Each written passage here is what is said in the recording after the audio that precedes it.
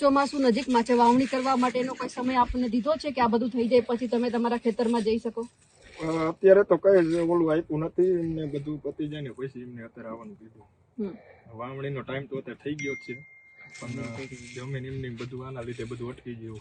એટલે પણ અહીંયા જે રીતે ખેડૂત માંગ કરે છે, ખેડૂતને ખેતરમાં આવવા દે છે પહેલા? નહીં, ખેતરમાં જ નથી આવવા દેતા. શું વાવણી કરવી આમાં?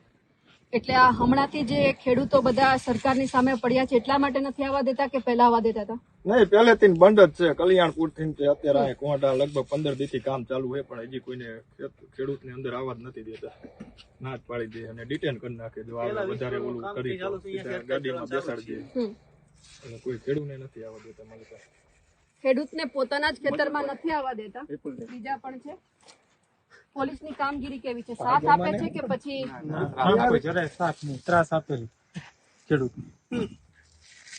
અને વાડીમાં અત્યારે આપણને ભરી ગયા તો અત્યારે 2 ગાડી પાછળથી બીજી આવી. અત્યારે દેખાય છે આ બીજી આવી. હવે એ બસ અહીંયા આવશે, તૈયારી જ છે.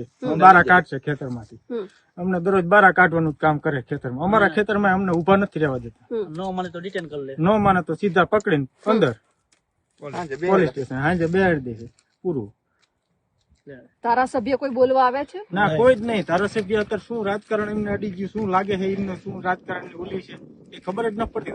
ધારાસભ્ય કોઈ આવતું નથી. પેલા જયારે મત લેવાતા એ દરરોજ આવતા હતા, કોલ ન ઉપાડતા, કશું જ નહીં, કોઈ જ નહીં. પણ એવું કીધું કે જો તમારા ખેતરમાં થાંભલા નાખશું તમને કોઈ ફાયદો થવાનો? ના, એવું કશું જ નહીં, કઈ જ નથી કીધું, કઈ જ નહીં. અને વળતરનું હજી નામ નથી પડ્યું કે એટલું આપવાનું હોય કામ હે ટીમ. એટલે આ વળતર કોણ આપશે એ કીધું છે કે નથી કીધું? ના, કોઈ નથી.